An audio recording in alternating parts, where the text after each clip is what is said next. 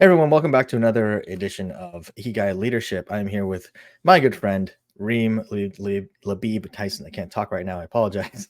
Reem Labib-Tyson, she's awesome. She's an executive coach. She's actually a friend of mine. And she's an educator, as well as the founder and the president of the BIPOC Coach Collective, which we'll talk about in a moment. But first, Reem, thank you so much for joining us today. I really appreciate you coming and sharing your perspective and your stories and stuff. Thanks for having me, Dhru. I'm ready to do this with you, have this conversation, see where it goes. Yeah, absolutely. That sounds ominous, but let's not, it's not going to be anything crazy. No, so let's talk about the collective real quick. Amazing group of people, and you guys had your first event. Well, all of us, but you guys hosted the first event a few weeks back in DC. What gave you the idea to start this thing to begin with? Start the collective. Yeah. So it was summer of 2020. I think I was 6 months out of finishing my coaching program and just feeling that I was missing something. I didn't have, in my coaching program, I didn't have the opportunity to see coaching that was done by an ethnically diverse group. Really just like the whole program for me, I felt like something was missing. And so I put a Google Doc out in the atmosphere to just see like, okay, I'm looking for 8 or 10 people to connect with that are people of color that coach. And people just started signing up. And I was like, what are they signing up for? This isn't a thing. But it sort of was a thing because I had already reserved like the Facebook name and the LinkedIn name and the Instagram name just in case. And so, So you saw it becoming a thing potentially, but you're like, it's not a thing yet. I didn't know what it was, but I was like, let me just get the name just in case. And so it was one of those sort of organic situations like, hey, this is an affinity space, figured we need to start having Zooms to connect. And so would open up a Zoom, like, I don't remember even the cadence, like at least once a month. And just started like bringing people together very organically, but also like very purposeful. And it was, I think, served a lot of people and myself in a lot of ways for different reasons. And then when the world started opening up after COVID, 2 things. So one, I think everyone just got busy and was like ready to be out in the world again. And 2, I was like, I can't sustain this anymore because it was just me. And, because we'd spoken several times. We're also like active. And so I was ready to retire because I was like, oh, this is a lot of work. Like, I can't do this. And so, a couple of people stepped up. I didn't explicitly say I'm going to retire, but I did, just not to like the community. But a couple people stepped up and were like, what's next? And so, thankfully I had 3 people that stepped up to say like, no, let's make this happen. Let's turn this into what you had envisioned, which was a couple of things. One is a leadership space, a space for coaches, and a membership space for the reason of, this thing has to pay for itself. So when I say leadership team, we're not getting paid or compensated. Volunteers. Correct, for volunteers. And the funny part is like, I enjoy it. Like, and I enjoy doing the work for it, but then I just have to remind myself like, okay, Reem, you need to go do something else now to be able to like do this. So that's kind of like where we started, where we are right now, leading up to, so we have this membership space and we wanted to do something in person to kick off like 1 year of officially having this membership space. And so, well, let me pause right there because did you have a question or did you want me to just keep sharing? No, keep sharing. Keep sharing. Yeah. Okay. So we were in, I think we had 60, 70 people in attendance. Folks flew in from out of town, which was cool. We were in a beautiful penthouse in downtown DC, a Black-owned membership space. Your camera went off. What'd you say? Your camera went off. It's all, your screen's black right now. Oh. Cool. The space. Yeah. Sorry about that. Yeah. So we were just in a penthouse in a beautiful space in, downtown DC. And it was I feel like I haven't had the chance to completely process the evening, Mhm. um, and I'm excited for the pictures and the videos, but it felt like a party, and it felt like not just a party, but, like, where it was just comfortable. So, yes, is it a professional setting? Yes, but, you know, there wasn't anything that felt stuffy about it. Yeah. Um, people were coming in, giving each other hugs because we never met in person, so just I mean, it was just, like, I don't have the words yet to tell you how I felt about it aside from, um, just very, like, aligned and fulfilled being there, and it was just, like, a really good time. Yeah. I mean, from an attendee perspective, I can give you my take on it. Again, it was for me. It felt. I think you could describe it like it was fun. It was freeing. There was no pretense. Mhm. That the kind of the wall that you normally have up in a lot of these situations where it's like, oh, I'm gonna let like this much of myself through, and not the rest of me because I don't fit here per se, right? Or at least all of me doesn't. That wasn't present for me, at least in that space. And even they just, my wife was she was like, "Oh, that's everyone's really really cool. They're super cool. I wish we could chill there longer, because we had to go to the show." But it was awesome. A great experience. Again, to your point, seeing everybody in person for the first time. Like, I mean, well, you and I we've hung out before, right? But everyone else, like I seeing Alex for the first time, seeing Gwen for the first time, it was really freeing in a lot of ways in terms of like just, hey, this is a real connection that we've created here online Yeah. that you facilitated, right, when you started this group, and seeing it come to fruition was really really cool because seeing where it started in 2020, back when we're meeting on Zoom, once every couple weeks or so, Yeah. and having these conversations and just supporting each other, right, from that to support each other in a much more organized fashion is really really cool to see how it's evolved. Yeah. I joked that it felt like a wedding. But, it's like seeing a bunch of people you haven't seen in a while, and some of these people I'd, like, never even met, but never met, never seen before, but very much, like, told them, like, "Thank you for coming," because they came Yeah. for a reason, and hopefully they felt what we were feeling, Yeah, um, being there. I think they did, and it went so far as even to like James, the videographer, my friend, James Bonanno was really like, he's like, that was such a cool event, seeing everybody, talking to everybody. They were so engaged, and so the community was very strong. It speaks to what you created in the sense that like there was so much missing from those other groups. And again, not to knock them, but they don't know how to tailor to that audience because the coaching world is majority white. I mean, it's like 85% white, especially in this country, right? um, and especially in DC, despite DC being DC, it's the ICF is not good at diversity.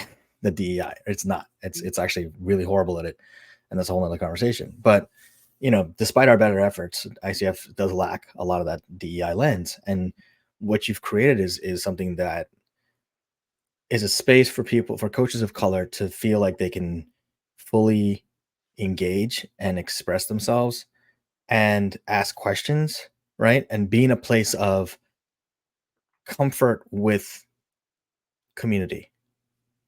And I think that's really powerful. Yeah, and I think, something else that was interesting in that space was, like, people asking, like, how you heard about us or how you got here, but Mhm. I didn't have one conversation with anyone to be like, "So what do you do?" Yeah. And that's the first question we ask in DC before we ask your name, as you know, Yeah. right? But nobody asked that. Yeah. I mean, because it was about the people, right? It's about the people first. I mean, I think part of it also is the fact that it's a coach collective, so it's everyone's coaches to some extent, right? But Yeah, but but we to all your come from different industries, and we all yeah, do different things. yeah, no, that's true. I mean, and that's what's really interesting about it. That observation is like, yeah, it wasn't about that. It wasn't about networking because that wasn't a networking event, in my opinion. It was a community event, Yeah. right? Yeah, I would say, like, yes, and, Yeah. um, I think it wasn't networking in the way that we all think about networking. It wasn't. Yeah, it wasn't transactional. Let's put it that way, right? It wasn't a transactional networking event. 100%. it was a community event that had a networking component, I feel like, right? Because you still meet people, make connections, and ultimately we're there because of our profession and what we do, right? As professionals, as business owners. Yeah.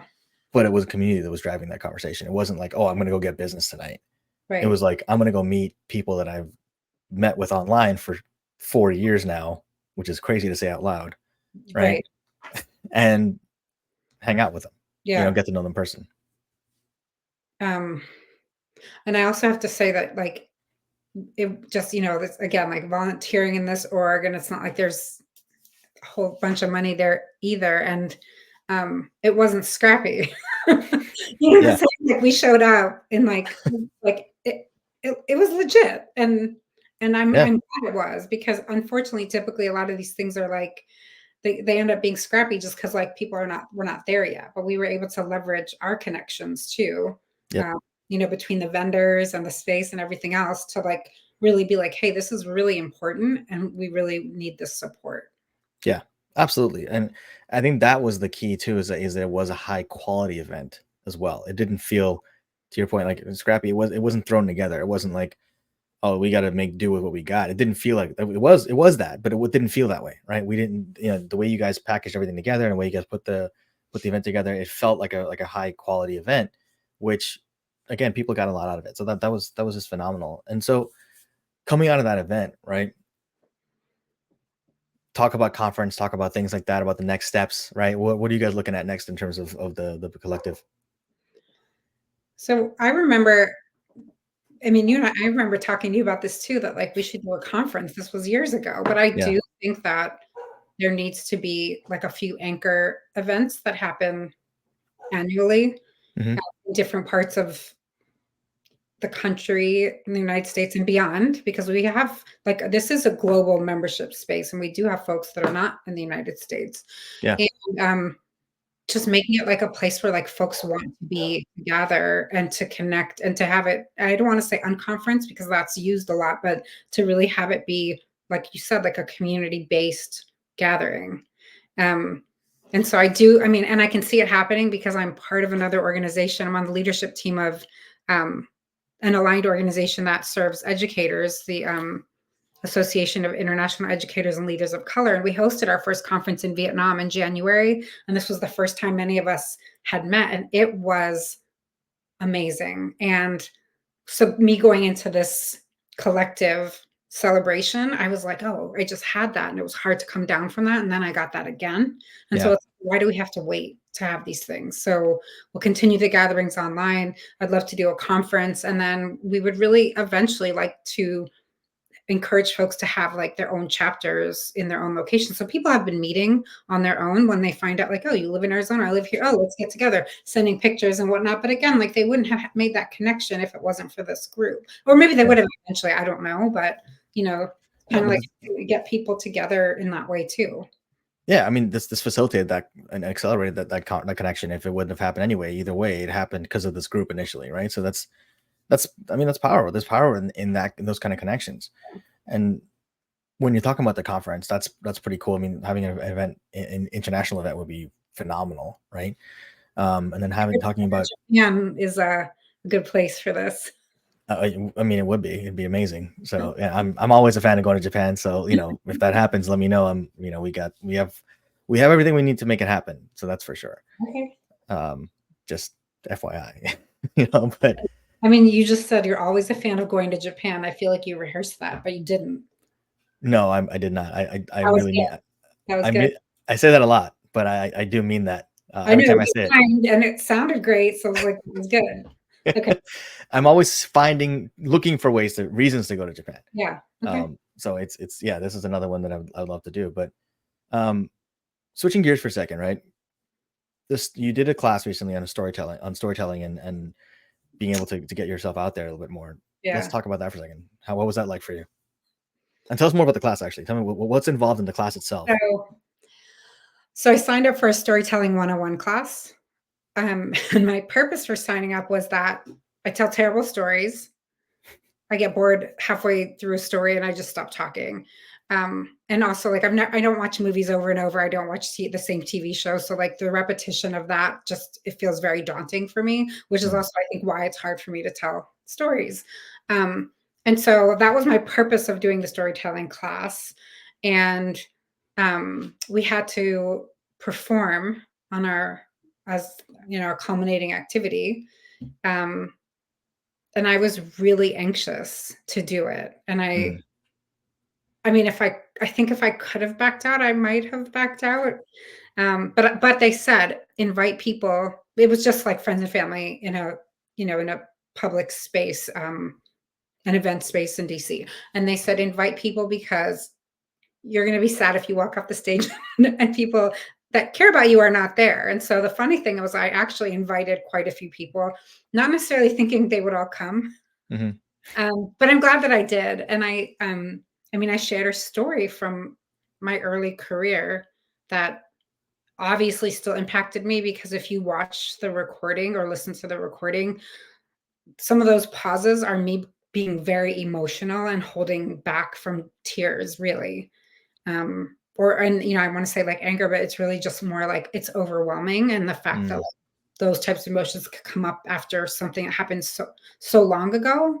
Um, so I mean, I'm glad I did it. I don't know that I'll do it again. um, I'm so curious though, but I also now have realized like what a gift, and I've known this, but I appreciate it even more for those who are good storytellers, whether they've studied it and practiced this as a skill and or just do it because it's their gift. I think I'm like fascinated by people who do that. yeah. It looked. I mean, I saw the video. I listened to your story. It was a really impactful story, frankly, right? And for those of you who haven't watched it, it's going to be in the description below, so you can check that out. Um, but it's one of those stories where you're listening to it, and even though you know it happened, you're like, this didn't fucking happen. There's no way this kind of stuff happens. Then you're like, no, it definitely happened, and it definitely does happen, and it's something you don't see or hear about. And that's kind of what we talked about this briefly, before the call, which was how much of that gets swept under the rug and how much of it we actively hide. Like we're like, oh, we can't talk about that, Right. whether culturally or otherwise, right? What was it like for you sharing that in a public setting?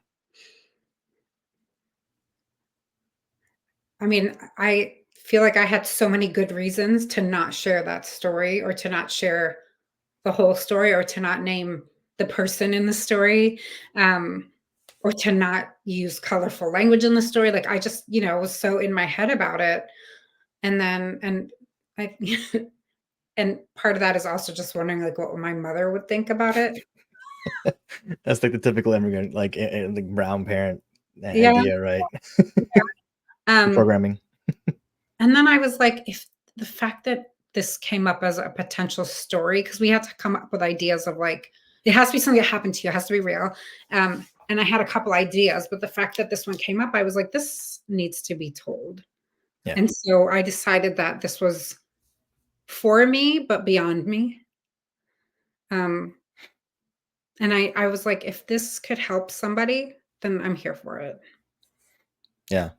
And I liked the moral of the story too, though, which was it was, again, for a brown woman sharing your story, sharing your truth like that authentically and without a filter. You don't see that often enough, right? And to what you said, like, I think that voice is always there for all of us, right? Whether female or male, I think we all have it. But I think it's especially loud for brown women when it's like, what would my mom think, or what would X person, insert person here, think about this, or if they heard this. And what did you do to overcome that for yourself? Did you overcome it, or did you just push through it and say, "Fuck it, I'm going to do it"? I mean, so my sister was like, should I record it? And I was like, no. And then I was like, okay, record it. Because I didn't know it was ever gonna I'm not sure that it was ever gonna happen again, and it was surely never gonna happen in that way, which the only thing I could think of is the things I left out, but then someone else was there that was recording, so I happened to get that version of it, um, but I never I sent it around to a few people, including my mother, but I was like then I realized too, I'm like, "This it would be a shame for me to keep this sort of unfiltered, unedited video, because is it perfect? No. Um, like, I think, really detrimental to hang on to it when again, think that it's a 5-minute video that could be so helpful to somebody that is in a similar position. And to be honest with you, this is before social media. This is before like the Me Too movement and all these other things. Like, if I think about this a lot. I'm like, if we had social media, we could have like blasted this guy sort of like behind the scenes, because it wouldn't have to sort of be like a reel per se. Um, Mhm. but I think everyone has their time, and I think this was the time. Sadly, very much later, but this was the time. Yeah, and better late than never, honestly. But you said you left stuff out. I'm curious what you left out. If you're okay sharing. I mean, Yeah, no. So the funny thing was, I wrote the story down first, right? And then mhm, then I was told, you don't memorize a script. Okay. Um, but I feel like there were things that were like missing in the story that no one knows that were missing but me. mhm, Um, but even things like, I did get I have a friend who's a comedian, and so she worked with me that like the week of, because I felt like I wasn't ready. mhm. Um, and went through the story with me and would say, "Look, well, why are you saying this here? You don't need to say this. That's too much So help me at least take some of the stuff out." Yeah, One of the things that we pushed in that I forgot to say was like, I used his whole name in the practice, and I forgot. And I actually wasn't sure if that was like by design, that his whole name was left off, because I was like, I have nothing to lose yeah, by naming this person. And like, I almost feel like my story is like benign compared to other things that, this person did, or who this person was. yeah, Um, but the story wasn't really like about me per se. Like, it's about me, but it was just really for me, it was more like, a young early career female person of color in a leadership role.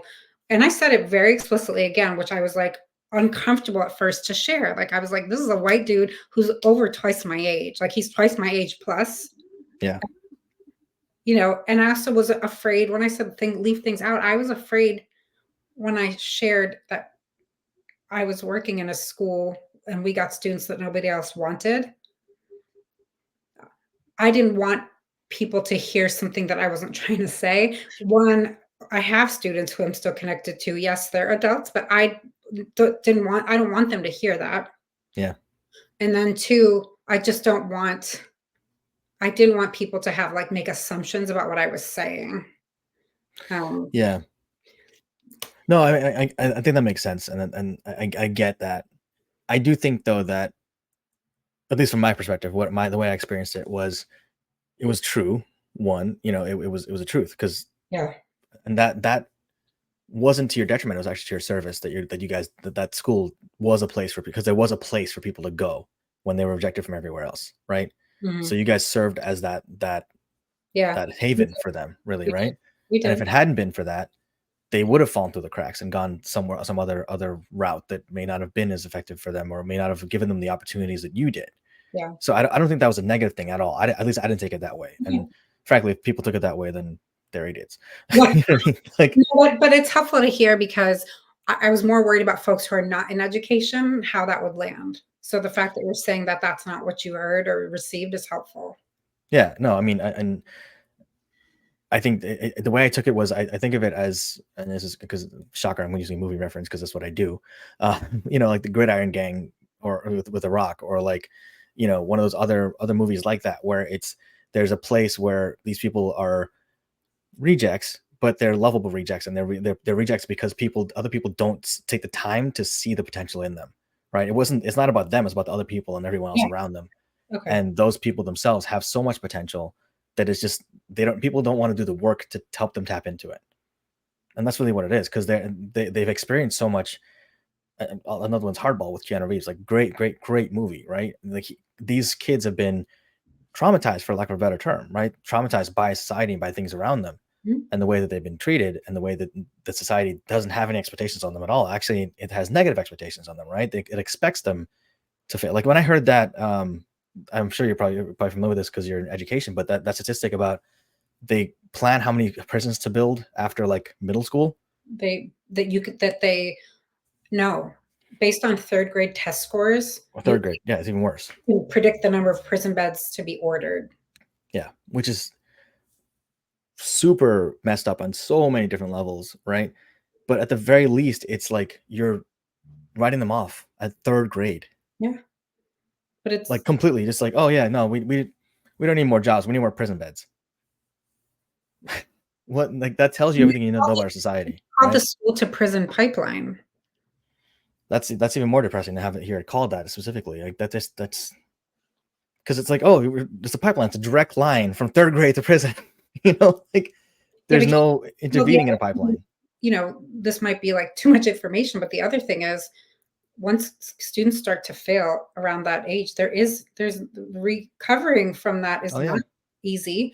And then you hold kids back. The kids that get held back drop out. If you don't get dropped out, you might get pushed along. You're not ready. You'll drop out anyway. And then what? yeah. And depending on what community you're in, I mean, what other choice do you have but to resort to drugs, violence, gangs, whatever is available to you to make a living and to what you think is survive, what your options are. Mm. I mean, it's really I mean, there's so many layers of that I think that your story touches on that I don't think people are aware of, that it's going to start that kind of spark for Yeah. people to be like, oh wait, this actually happens. Because again, like, people watch it in movies, you see it in TV shows or whatever here and there. Yeah. Not as raw as you put it out there, frankly, right? But they don't realize that this is real life. This is not dramatized. This is Right. not some Shonda Rhimes version of stuff reality online, right? This is actually real life, lived experience where people are writing off kids, right, and not investing the time and energy. And the fact that you fought against that actively, right? The fact that you stood up against that as a new leader, right? Like, you were new in that position, like fresh out of college, it sounded like, or grad school, and it's like you're going into the situation where you could have handled that so many different ways. And the way you handled it, I think it sounded like it was you stood up for yourself, you stood up for the kids, and I think that's powerful. It says a lot about you as a person, and that tracks because you just started the damn community. So I mean, Jesus. So, Well, thank you. yeah, I'm glad it tracks because, I think I've always been this way where like I can't. I mean, my mother would even tell you, she's like, you never could like injustice was blood boiling for you, whatever it was. And I was like, well, that's cool because I mean, I haven't changed them. yeah, yeah. So no, that's really powerful. And like I said, I encourage anyone who has not watched it to check it out. Like, we're gonna put the link in the description of this video, because it's definitely something I think a lot of folks should watch. So you're not gonna do it again, or are you thinking about doing it again, or you're on the fence? I mean, the storytelling part, I don't know. Someone just messaged me and said she had signed up for the class. So I was like, please invite me to the performance. Yeah. Um, you know, for years I've been saying, and many of us have been saying that because some of the people who came to the show, like, this was real. Like, I texted people, like, do you remember that? They're like, I remember that very well. Mhm. They remember that situation. For years we've been saying we should write a book about the school, and it's not about him, but about like the school and what we were able to do at our school. So that's something that sort of just kind of stays very present of like, what do we do with that? Yeah. Um, yeah. So, and there's a lot more to that story that I don't even know if it's like a spoiler to share here of like how it all ended. But No, please. You heard it here first, yeah, folks. I mean, Can't talk. Jesus. so when I said in my story, I stepped down after 3 years. Well, one, I think for those who can stay in like a principalship for the long haul, I salute them every day, really, even as a teacher, because it is taxing and it's a grind. And probably more so now than it used to be. I don't know. Mm. But when I stepped down, I took a new job with like making more money. I was working on a district level, like very low pressure. And I got a call to be interviewed by the inspector general in DC. And fast forward to I was interviewed by the FBI because my boss was under investigation for misappropriating funds. So if you Wow. Google him, you'll see that eventually the school was shut down because the school didn't have money. And these were public funds. We had 90+% of our students with disabilities. 90% of our students came from under-resourced communities, which for those who don't know what that means, like a lot of kids were coming from deep poverty. Mhm. And the money was being taken. So they asked me, and you can read the article, but they were like, "Can you tell us about the property in England?" I said, "I can't." They said, "Can you tell us about the property in France?" I said, "I cannot." "Do you have marble floors at your school?" "No, we do not." What? Oh my "Can you God. tell us about the membership across the street to the university club?" I said, "I don't know. I've been there for lunch, but." Wow. So the same guy. This is all the same guy. Yeah. And yeah, it was, I mean, saved the article for when we need it to write this part of our story, but it was really unfortunate, Drew, because again, so just the landscape in DC is unfortunately a lot of schools will shut down, and so kids don't have a Mhm. place to go back to like find their teacher, find the principal, find somebody for help or support.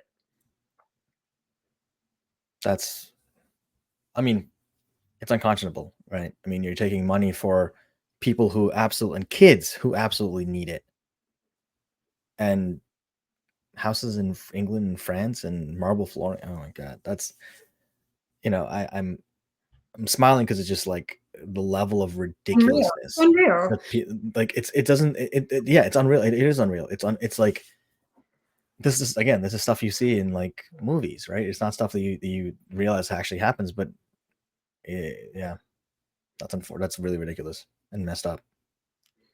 So what ended up happening with him? Do you know, did they actually prosecute him, and did they put him away? What do you know what happened?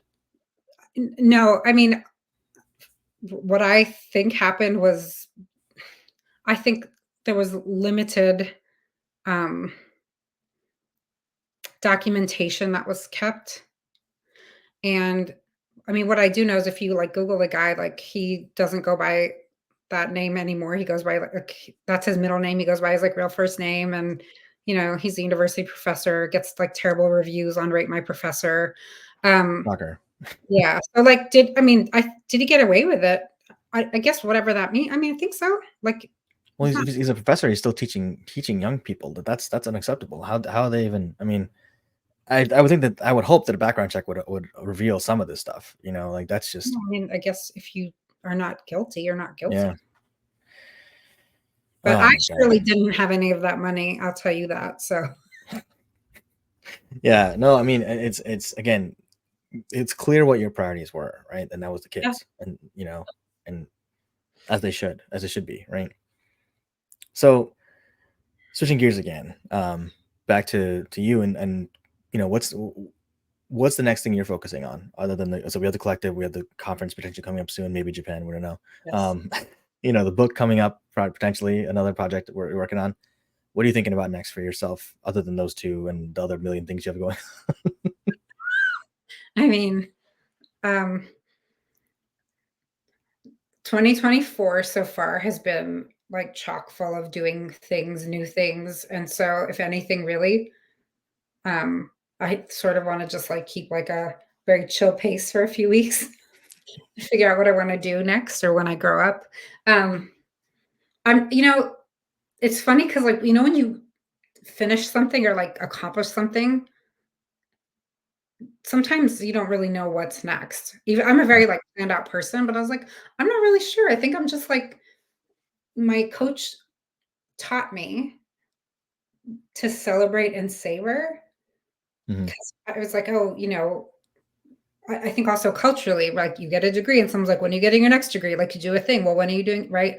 And so I'm very much programmed that way. So, like, yeah, we had this I did the storytelling, great, like, and then move on. But it's like, no. So I'm choosing to just, like, stay here and figure out, like, now what? Like, what do I do with that? yeah, Um, I mean, the work that I'm doing, I have several one-on-one clients that I have for executive coaching. I do group coaching and I love it. And so, not doing that right now, focused a little bit more on, um, workshops for organizations, and the really just so one thing I love doing, it's not lucrative. One thing I love doing is supporting early career people and educators, especially just because I know that work. Um, and I haven't figured out a good avenue to be able to do so that also supports me. Hmm. So a lot of it's just like pro bono because I'm like, again, if I can help somebody to not, what I don't want for the young people really is to spend, you don't need to spend like 10 to 20 years trying to figure it out. If someone can help you shave off 10 years of that, 15 of those 20 years, like if I can help you do that, let's go. Yeah. And also, like, you don't have to have the whole like numbers thing is very strange, and people are like, oh, I have 25 years. All you're telling people is that you're old.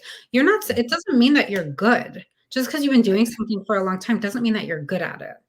And so This, it doesn't.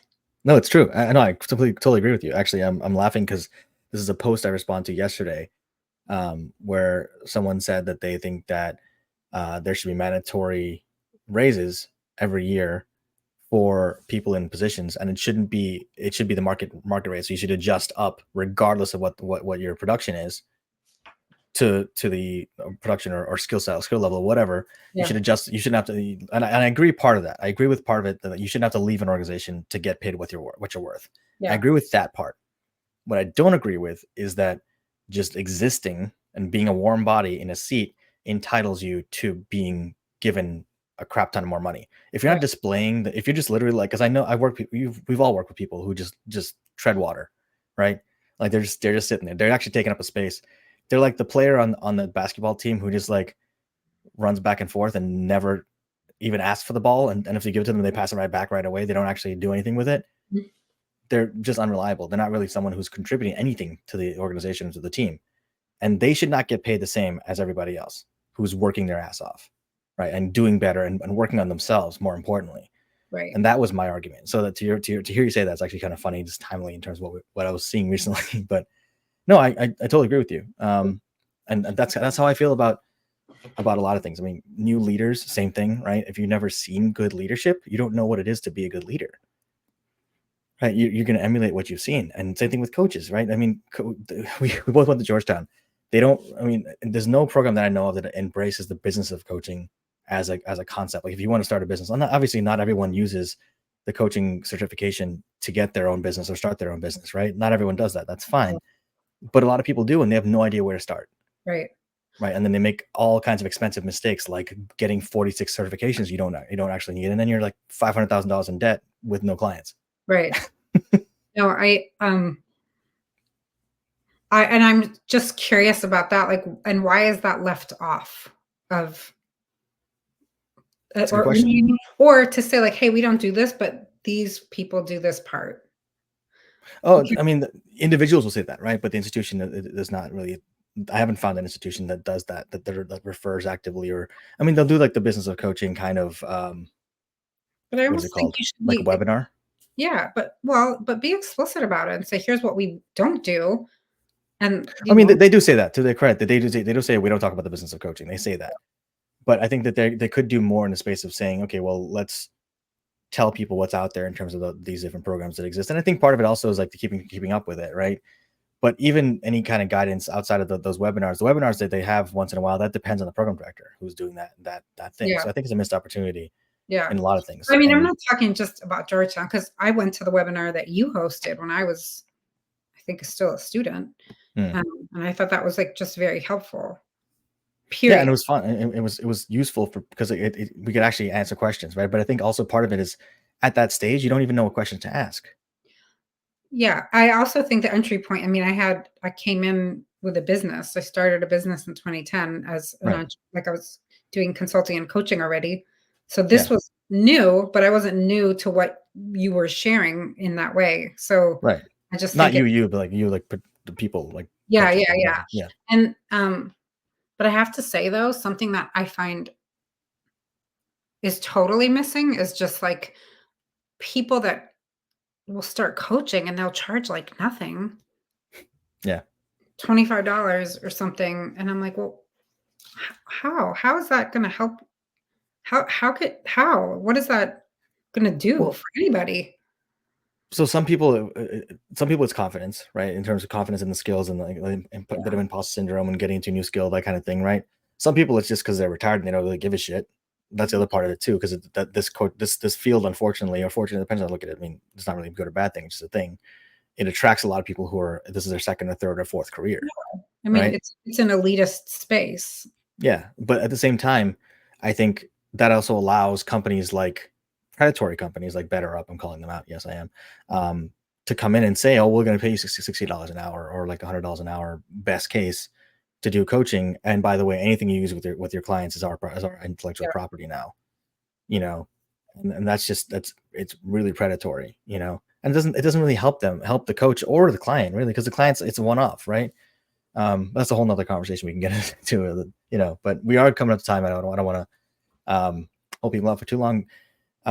Last question that I have for you. Actually, two questions first. okay.